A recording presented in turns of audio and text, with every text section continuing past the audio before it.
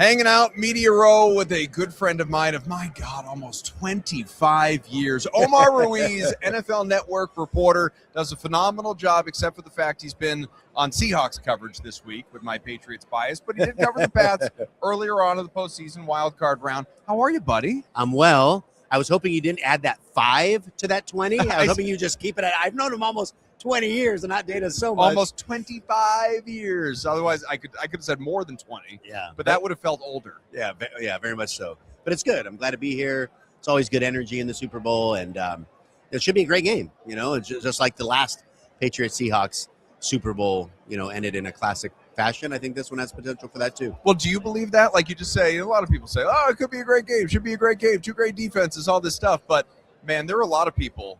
You look at, who's picked who, right? Mm-hmm. National insiders. I don't remember exactly what the math was, but somebody totaled it up across the major networks, maybe even including NFL Network, and it was like 86% of people had picked the Seahawks to win this game. Now, granted, all those people didn't pick it in a rout or something, but they look at the team that is the maybe more well-rounded, better balanced, deeper, better schedule, all this stuff team, and say, yeah, Seattle's going to win. Yeah. Home field advantage even, because they're so familiar with playing in San Francisco, all that stuff. Yeah.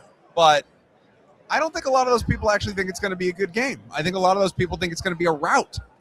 Yeah, I don't think it'll be a rout at all, and here's why. Is the Seahawks, the Texans, and the Broncos are the 3 defenses that we talked about all year. Yes. In terms of being elite, head and shoulders above everybody else's. And the Patriots were kind of right there in that next tier. But I think they were put there or miscast, as it were, because when people started to pay attention to the Patriots in the second half of the season, once they kind of got over, they haven't played anybody, once they got over the last place schedule, and they started honing in on, hey, let's see how good these guys can be. They're without Milton Williams. Yeah. And we've seen the last several weeks how dominant of a player he can be. And so when he returned to the lineup late in the year, they ran the excuse against the Chargers, they don't have an offensive line. Against the Texans, it was, C.J. Stroud and that offense never really could get it together. Against Denver, Bo Nix was out. The field conditions were sloppy. But I think that the Patriots defense is as good as those other ones in terms of elite, with Milton Williams there, Christian Gonzalez, Carlton Davis playing at an elite level as well. So for all those reasons, it'll be close. Yeah. And then I think the game comes down to if the Patriots can force Sam Darnold to give the ball away like he did so much earlier in the year, or if he protects it and minimizes the possessions that the Patriots have. So I think it'll be close.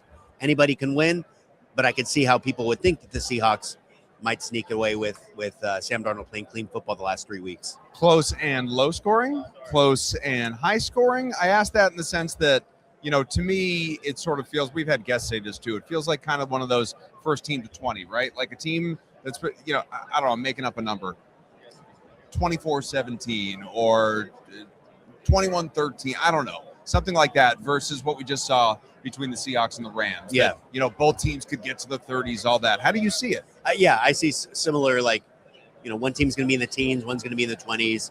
I think the Patriots defense, like I just said, is really good. So I don't think the Seahawks will be able to kind of run all over them, throw all over them. So it'll be low that way. And then I just don't see the Patriots being explosive enough as well to put up a bunch of points quickly in the big play statistic against the Seahawks. So 24-17 or 17-13, one of those type of games. I would expect this one to be close, tight, and come down to the fourth quarter, and whoever plays the best, in the game's critical moments. We did see the report yesterday, right? The injury in the secondary there for Seattle and how concerning that could be going into this game. You're talking about a premier player. On the other side, Robert Spillane for the Patriots, expecting obviously to play, but he has been dealing with an injury, and he is someone that deeply impacts the success of that run defense. So we can have all these conversations we want to about defense, but you start to get down top personnel, this thing could look very different from a Seattle perspective, because that's the team you've been the closest to so far. How concerning is that with Drake May and the offense on the other side, or is there complete comfort they're going to be okay? I think there's comfort that they'll be okay because they are so deep. But in terms of maximizing Iman Wari's effectiveness, I think what he brings to the table is the ability to do everything. run defense, rush the passer, cover tight ends, and cover receivers.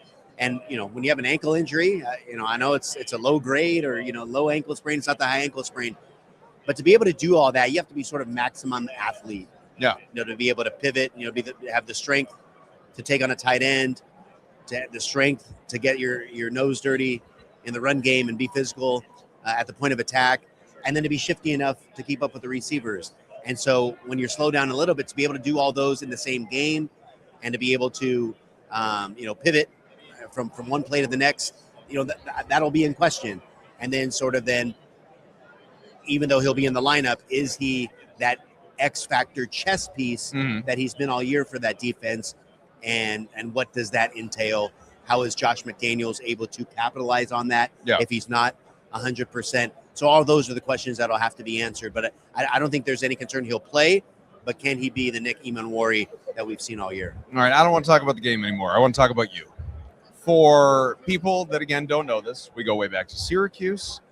It's been a long haul. I am the reason you joined Twitter.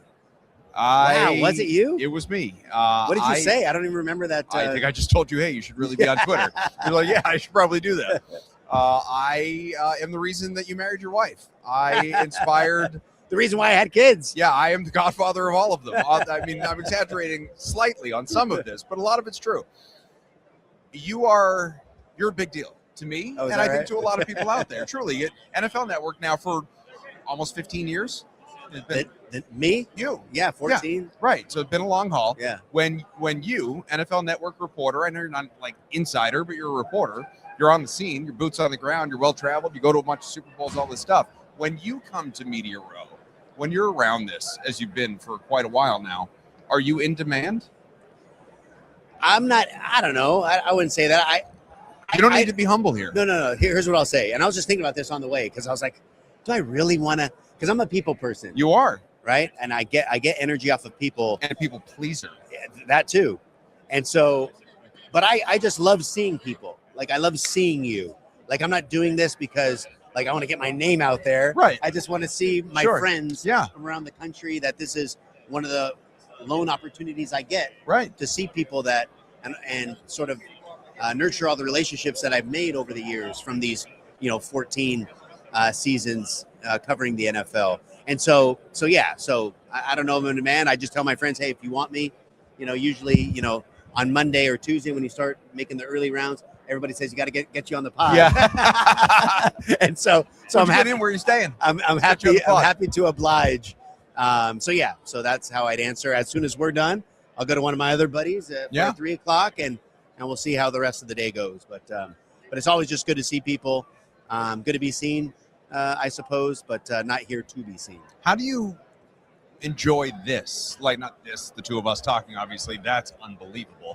But this in terms of the convention that it really is and seems to get bigger and more significant by the year. Yeah, it's cool.